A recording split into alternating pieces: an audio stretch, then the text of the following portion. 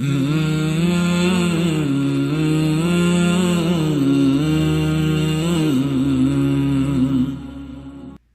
सल्लि अला सय्यिदिना मौलाना मुहम्मद व अला आलिहि व सहबिहि अजमाइन।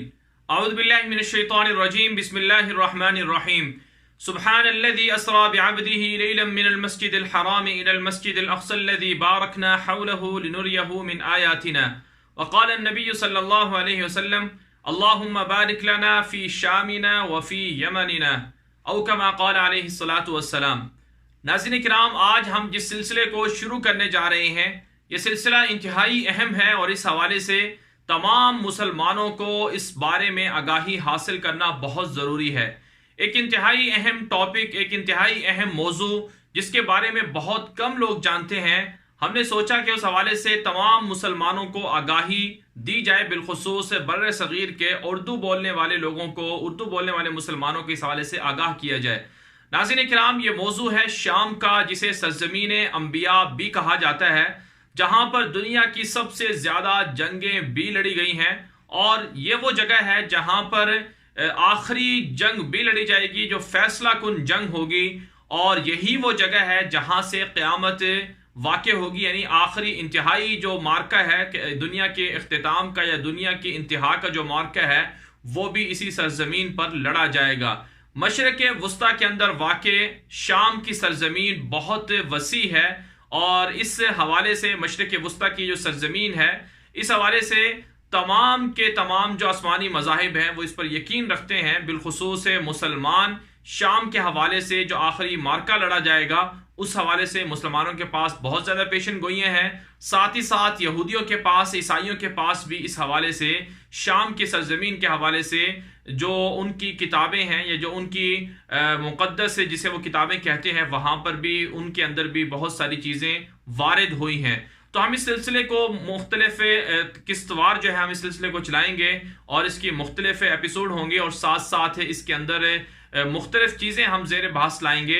तो आज का जो हमारा ये टॉपिक है, आज की जो हमारी ये किस्त है, इसके अंदर हम शाम की अहमियत बयान करेंगे, शाम की तारीख़ी एतबार से, दीनी एतबार से, सकाफ़ती एतबार से क्या अहमियत है। फिर इसी तरह से एक सिलसिला हमारा एक और किस्त में हम शाम की जो मादी अहमियत है वो भी आपके सामने रखेंगे कि शाम के अंदर कितने वसाइल पाए जाते हैं।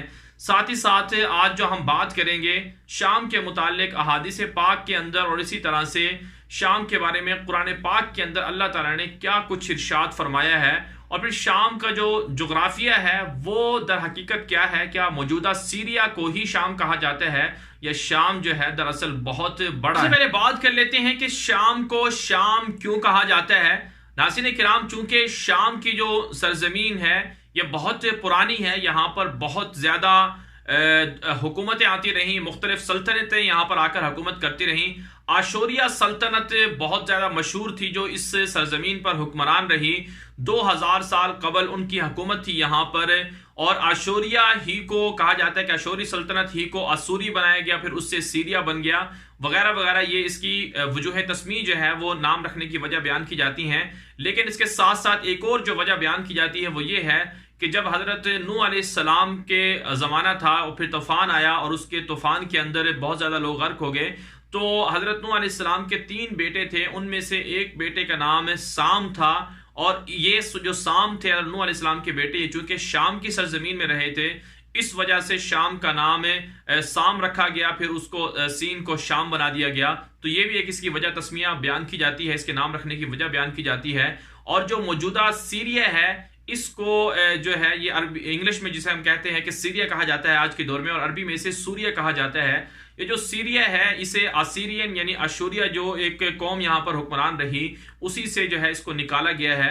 और एक इसकी वजह तस्मिया ये भी बयान की जाती है कि चूंकि शाम का माना होता है कि जो अरबी के अंदर जो दाईं तरफ हो और जो बाईं तरफ हो, और चूंकि शाम जो है यमन के मुकाबले में है, इसलिए इसको यमन चूंकि दाईं तरफ है और शाम उसके मुकाबले में बाईं तरफ है, इसलिए इसको शाम कहा जाता है।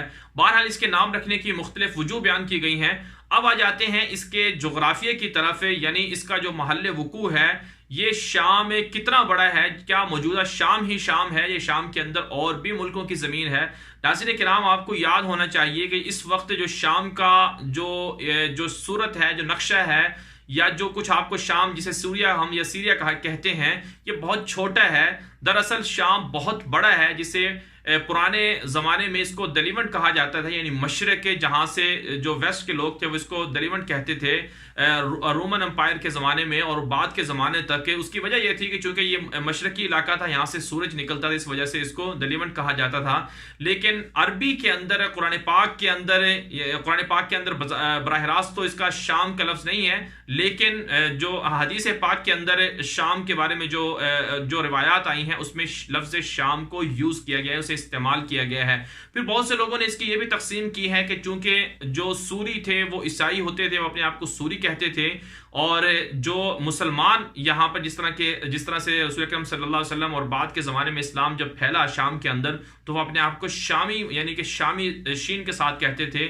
शामी का मतलब होता था सुन्नी यानी मुसलमान, और सूरी का मतलब होता था जो ईसाई या दीगर कौमें थी वो अपने आप को सूरी कहते थी। बहरहाल जो शाम का जोग्राफिया है और महल वकू है वो इंतहाई अहमियत का हामिल है। जोग्राफिया में जो इस वक्त मौजूदा ज़माने के अंदर लुबनान, फ़लस्तीन और इसी तरह से उर्दन और जो सीरिया है, ये 4 मुल्क जो हैं बिलादुश शाम यानी शाम की सरजमीन या शाम इनको कहा जाता है, दलीवंड इनको कहा जाता है, और साथ साथ है इराक का कुछ हिस्सा और तुर्की का कुछ हिस्सा और सऊदी अरब का जो शुमाली हिस्सा है, जो जौफ का इलाका है जिसे दौमतुल जंदल भी कहा जाता है, जहां पर मशहूर गज़वा भी हुआ था दौमतुल जंदल का, कहा जाता है कि ये भी बिलादुश शाम के अंदर दाखिल है। तो और तुर्की का भी कुछ हिस्सा शाम के अंदर दाखिल है। तो ये सारे ममालिक के तकरीबन 5 से 7 ममालिक जो हैं ये बिलादुश शाम के अंदर जो है वो दाखिल है। बहरहाल शाम के हवाले से मुसलमानों के यहाँ बहुत ज़्यादा हसासियत पाई जाती है। उसकी वजह यह है कि शाम का जिक्र अहादीस के अंदर तकरीबन 40 के करीब जो अहादीस हैं वो शाम के बारे में रसूल अकरम सल्लल्लाहु अलैहि वसल्लम ने इरशाद फरमाई, और इसी तरह से कुरान पाक की भी मुख्तलिफ आयात हैं जिनमें शाम का जिक्र मिलता है। जैसे कि सूरतुल इसरा की जो पहली आयत है सुब्हानल्लज़ी अस्रा बिअब्दिही, इसके अंदर अल्लाह ताला ने जिक्र किया कि अल्लाह ताला ने जो मस्जिद अक्सा है या बैतुल मक़दस है उसके इर्द गिर्द की जो सरजमीन है उसे बाबरकत बनाया है, उसे मुक़द्दस वाली सरजमीन बनाया है। फिर इसी तरह से सूरतुल अंबिया के अंदर जब अल्लाह ताला हज़रत इब्राहीम अलैहिस्सलाम और हज़रत लूत अलैहिस्सलाम का जिक्र करते हैं तो वहाँ पर भी अल्लाह ताला ने यह फरमाया वनज्जयनाहु वलूतन इलल अर्दिल्लती बारकना फ़ीहा लिल आलमीन। तो कुरान पाक की मुख्तलिफ आयात के अंदर भी शाम का जिक्र मिलता है। चूँकि शाम मौजूदा सीरिया नहीं है बल्कि शाम जो है वो फ़लस्तीन, उर्दन, लुबनान और मौजूदा सीरिया और इसी तरह से इराक का कुछ हिस्सा, सऊदी अरब का कुछ हिस्सा शुमाल की तरफ से और तुर्की का कुछ हिस्सा, जैसे कि मैं शुरू में कह चुका हूँ, ये सारी की सारी इन जो जगह हैं इन सब को अल्लाह ताला ने बबरकत बनाया है। तो ये तो कुरान पाक की बात हो गई। और अगर देखा जाए अहादीस के अंदर भी, तो अहादीस के अंदर भी तकरीबन 40 के करीब, जैसे कि मैंने कहा कि 40 के करीब अहादीस मिलती हैं जिनमें शाम का जिक्र मौजूद है। जो इनमें मुख्तलिफ रिवायतें हैं जिस पर जो है मुहद्दिसीन ने बात भी की है। जो सही रिवायत है बुखारी शरीफ के, जो आपके सामने शुरू मैंने पढ़ी कि अल्लाहुम्मा बारिक लना फी शामिना व फी यमनिना, कि रसूल अकरम सल्लल्लाहु अलैहि वसल्लम ने एक मौके पर ये दुआ मांगी कि ऐ अल्लाह ताला हमारे शाम में बरकत नाजल फरमाइए, हमारे यमन में बरकत नाजल फरमाइए। तो जो उस वक्त सहाबा किराम मौजूद थे तो उन्होंने कहा कि या रसूलल्लाह हमारे नजद के हवाले से भी जो है आप बरकत की दुआ कीजिए। तो बुखारी शरीफ की जो रवायत है उसके मुताबिक रसूल अकरम सल्लल्लाहु अलैहि वसल्लम ने फिर शाम के बारे में बरकत की दुआ की, फिर यमन के बारे में बरकत की दुआ की। फिर रावी कहते हैं बुखारी शरीफ की रवायत के मुताबिक, रावी कहते हैं कि मेरा गुमान यह है कि तीसरी मरतबा रसूल अकरम सल्लल्लाहु अलैहि वसल्लम ने जब लोगों ने कहा कि या रसूलल्लाह नज्द के हवाले से भी आप बरकत की दुआ करें, तो आप सल्लल्लाहु अलैहि वसल्लम ने फरमाया कि वहाँ तो फितने ज़ाहिर होंगे, वहाँ तो जलजले होंगे, वहाँ तो शैतान का सींग जो है वो दिखाई देगा। और इसी तरह से फिर इसकी मुख्तलिफ मुहद्दिसीन ने मुख्तलिफ तफसीरें की हैं कि नज्द से मुराद कौन सा नज्द है, क्या जो इस वक्त सऊदी अरब का जो मशरक़ी हिस्सा है उसे नज्द के शुमार किया जाएगा या फिर इराक का, या मुख्तलिफ नज्द इस हवाले से मशहूर है। तो एक जो रिवायत है वो इराक के नज्द के हवाले से भी है। बहरहाल शाम के हवाले से एक दूसरी हदीस के अंदर रसूल पाक सल्लल्लाहु अलैहि वसल्लम ने इरशाद फरमाया कि शाम वालों के लिए खुशखबरी हो। तो लोगों ने पूछा कि रसूलल्लाह किस हवाले से खुशखबरी हो, तो आप सल्लल्लाहु अलैहि वसल्लम ने फरमाया क्योंकि फरिश्ते जो हैं वो शाम के ऊपर अपने रहमत के जो पर हैं उन्हें बिछाए हुए होते हैं। और एक दूसरी हदीस के अंदर रसूल पाक सल्लल्लाहु अलैहि वसल्लम ने इरशाद फरमाया कि फितनों के ज़माने में जो ईमान होगा वो शाम के अंदर होगा। और इसी तरह से एक दूसरी हदीस के अंदर रसूल पाक सल्लल्लाहु अलैहि वसल्लम ने इरशाद फरमाया कि जब अहले शाम के अंदर बिगाड़ होगा या शाम के अंदर फसाद और इंतशार होगा, तो ये पूरी उम्मत के अंदर जो है ये फसाद और इंतशार की निशानी होगा। और इसके अलावा भी मुख्तलिफ हदीसें हैं जिसमें रसूल पाक सल्लल्लाहु अलैहि वसल्लम ने क़ुर्ब क़यामत जब फितने ज़ाहिर होंगे तो फितनों के वक्त में शाम में जाने का कहा गया है कि शाम, जिस तरह से मैंने पहले जिक्र किया कि शाम के अंदर ये ईमान जो है वो असल शाम के अंदर होगा। और फिर इसी तरह से एक और जो हदीस मिलती है उसमें रसूल अकरम सल्लल्लाहु अलैहि वसल्लम ने क़ुर्ब क़यामत के जो वाक़यात हैं उनकी तफसील आप सल्लल्लाहु अलैहि वसल्लम ने इरशाद फरमाई है। आप सल्लल्लाहु अलैहि वसल्लम की एक हदीस के मुताबिक कि सैयदना ईसा अलैहिस्सलाम जो आखिरी ज़माने में नाजिल होंगे तो वो दमिश्क के अंदर नाजिल होंगे, और सैयद महदी अलैहिस्सलाम जो रसूल अकरम सल्लल्लाहु अलैहि वसल्लम के उम्मती होंगे वो भी शाम के अंदर एक लश्कर की क़यादत करेंगे। तो इन सारी चीज़ों को सामने रखते हुए चूँकि मुसलमानों के अंदर जो है शाम के हवाले से ये अहादीस से ये बशारतें मौजूद हैं, इसलिए हर दौर में मुसलमानों ने शाम के हवाले से इंतहाई हसासियत का मुजाहरा किया है। और शाम की अहमियत मुसलमानों के यहाँ इसलिए भी बहुत ज़्यादा है क्योंकि यहाँ पर मुसलमानों का क़िबला अव्वल मौजूद है, और शाम ही की वो सरजमीन है जहाँ पर सबसे ज़्यादा सहाबा किराम शहीद हुए हैं। सहाबा किराम ने कई मार्के जो हैं वो यहाँ पर लड़े हैं। तो आगे चलकर हम आपको बताएंगे कि शाम की ये जो हमने अब तक आज की जो इस किस्त के अंदर आपके सामने रखा कि शाम की अहमियत मुसलमानों के यहाँ क्या है। मुसलमान ये समझते हैं कि जो आखिरी जंग होगी, जो फैसला कुन जंग होगी, जो सैयदना ईसा अलैहिस्सलाम आएंगे, पूरी दुनिया के अंदर इस्लाम को कायम करेंगे, मुसलमानों का बोलबाला होगा। सैयदना महदी अलैहिस्सलाम जो दज्जाल के लश्कर के खिलाफ, इसी तरह सैयदना ईसा अलैहिस्सलाम जो दज्जाल के लश्कर के खिलाफ लड़ेंगे, वो भी जो है वो शाम की सरजमीन ही से लड़ेंगे। तो इस हवाले से मुसलमानों के यहाँ तो ये अहमियत बहुत ज़्यादा है।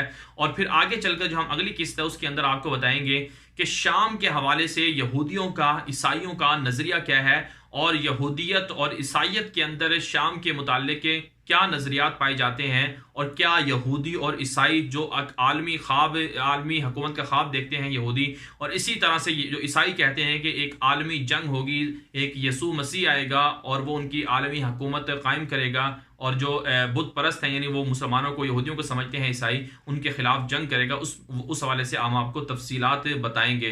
तो आज की इस किस्त के हवाले आप हमें कुछ अपनी तजावीज़ भी तजावीज़ दें, और आप अपना फीडबैक दें और अपनी राय दें कि हम इसे मज़ीद किस तरह से बेहतर कर सकते हैं और किस अंदाज से इसको आगे बढ़ा सकते हैं। बहरहाल आज के लिए इतना ही, इजाज़त दीजिए। अल्लाह हाफिज़।